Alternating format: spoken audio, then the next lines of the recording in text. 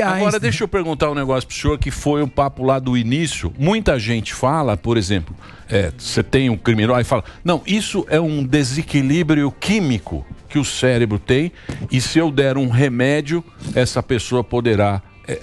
Hoje em dia tem muito isso, né, do desequilíbrio químico. Posso falar? Claro, lógico. Isso daqui é aquilo com todo respeito, sempre com todo respeito, tá certo? Claro. É a escumalha fedorenta da psiquiatria americana que pensa que o ser humano é um amontoado de neurônios banhado por neurotransmissores e que pode dar remédio que conserta tudo. Mentira! Não é assim. Às vezes o desarranjo, ele pode ser apenas por uma vivência dolorosa. E vivência dolorosa não adianta você prender com camisa de força química. Sim. Isso é a psiquiatria americana para vender remédio. Essa é a decadência da psiquiatria. A psiquiatria europeia, tradicional, secular, foi substituída por uma psiquiatria de venda de remédios. Sim. Então é isso que você falou, que é muito, digamos, divulgado. Sim, muito. Mas eu chamo de lavagem do cérebro dos psiquiatras dessa nova geração. Estão todos com o cérebro lavado. Agora, existem núcleos de resistência no mundo todo. Claro que são minoritários, claro que não tem a força que tem as indústrias farmacêuticas para publicar, para falar que os remédios são bons, etc. Hoje, se dá antidepressivo para parar de fumar, para engordar, para emagrecer, para crise pré-menstrual e até mesmo, com todo respeito, se morrer o cachorro na casa da pessoa e vai triste num consultório de um psiquiatra dessa nova geração, vai sair com um diagnóstico de bipolar, que é o que sabem fazer, e com remédio pro resto da vida. Sim, então, o senhor tinha falado, tem um vídeo do senhor aí sobre o luto, né? Sobre o processo do luto. Que hoje em dia, que você está falando, morreu o cachorrinho, você vai tô triste, toma esse remédio. Toma remédio. Qual é o processo do luto? O processo, né, para superar o luto? Bom, a sua pergunta é excelente. Claro que cada caso é um caso. Existem lutos mais profundos, lutos que são mais fáceis conforme as circunstâncias. Então, diz o ditado, ou melhor, Ortega y Gasset, yo soy yo em mi circunstância. Então, dentro dessas circunstâncias, a pessoa processa o luto. É um processo normal, é um processo que nas perdas as pessoas precisam viver, porque, não sei, faz parte da vida, mas ele também é possível transcender sem precisar de remédio, sem precisar ir a psiquiatras. Eu costumo dizer, quanto mais longe de psiquiatra, melhor. Sim. Essa é a grande verdade. A vida, os tratamentos psiquiátricos, farmacológicos, são péssimos. O aumento do número, eu estou falando uma coisa real aqui, o aumento do número de suicídio em jovens é estarrecedor. Agora, por que o jovem se suicida? Porque ele está deprimido, depressão endógena, depressão imotivada que precisa de remédio? Não.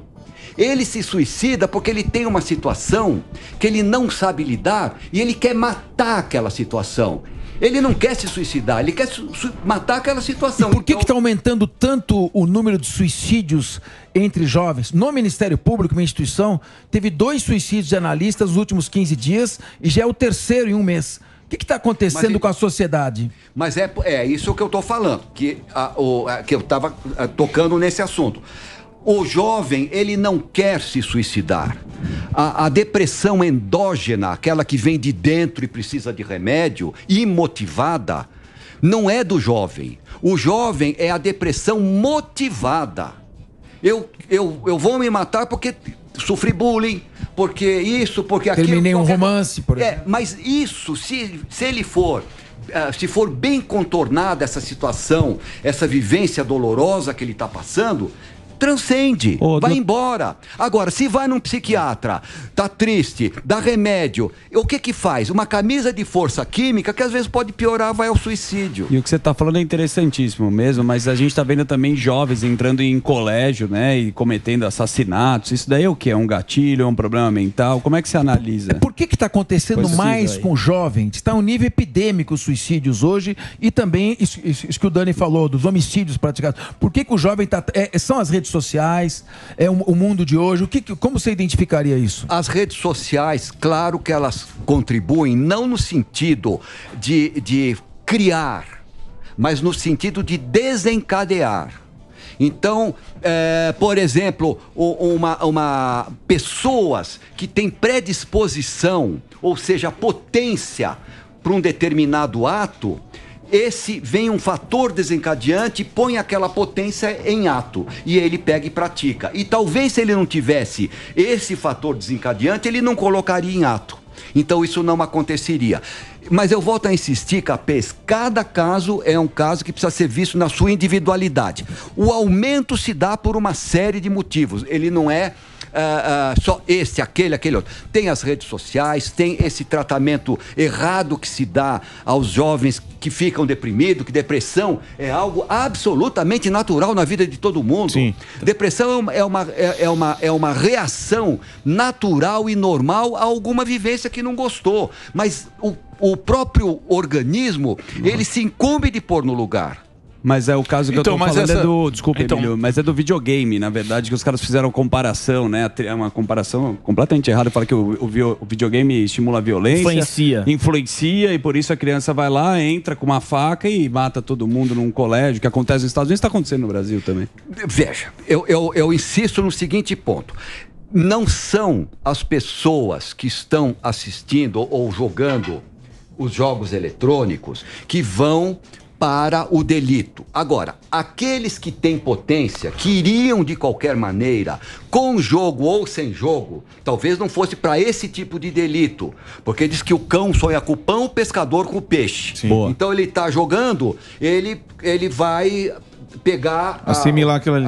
Aquilo do jogo. Mas não é que o jogo em si levou ele já nasceu com aquilo. Predisposição, né? É a predisposição e o fator que desencadeia aquela predisposição. E por que ele vai para a escola, para isso, para aquilo? Aí o cão sonha com o pão, o pescador com o peixe. Guerra tem uma questão aí, ó. Doutor, eu queria perguntar sobre a questão da pedofilia. Pedofilia é uma doença mental ou é uma depravação? Excelente a sua pergunta. Sua pergunta é excelente. Guardou, mas veio na hora certa. Pedofilia. A melhor pedofilia não é um diagnóstico que se dá. A pedofilia é um sintoma de alguma degeneração. Eu vou explicar melhor. Você tem, por exemplo, a dor de cabeça. Então você tem dor de cabeça porque está de ressaca, porque bateu a cabeça, porque teve um acidente vascular cerebral, porque está com gripe. Tá certo? Mas se você não tiver gripe, ressaca, bateu a cabeça, etc., você não vai ter dor de cabeça. E a pedofilia é igual. Você tem que ter uma patologia de base para ter pedofilia. E quais são as principais? Alcoolismo, toxicomania, personalidade psicopática, o condutopata que nós estávamos falando, alguns casos de doenças da velhice, e assim por diante. Mas se você não tiver uma dessas patologias, você não vai ter pedofilia. E como que você descobre, então, o pedófilo? Você tem uma acusação, às vezes a acusação pode até ser falsa, mas você examinando, se ele não tiver uma patologia de base, isso, aquilo ou aquele outro, ele não pode ter pedofilia. Um trauma infantil seria essa patologia também? Trauma infantil não. Porque o trauma infantil, ele não tem força de causar, de criar pessoas deformadas dessa natureza.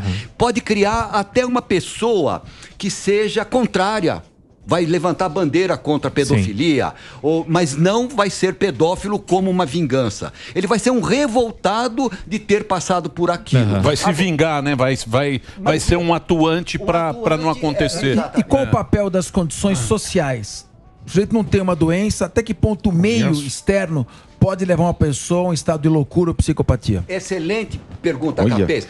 Não pode levar, isso é básico. Não pode levar nem a loucura e nem a psicopatia. Ele pode levar a neurose. Você se tornar uma pessoa neurótica, uma pessoa que está, digamos, pouco integrada no meio, revoltada, agressivo, com determinados tiques, etc. Mas jamais um condutopata ou um doente mental. Isso o neurótico tem muito, né? Bom, a vida é neurótica. Somos. Não é neurótico? Tem muito. Temos. Mas você pode ser ansioso, pode ser... enfim...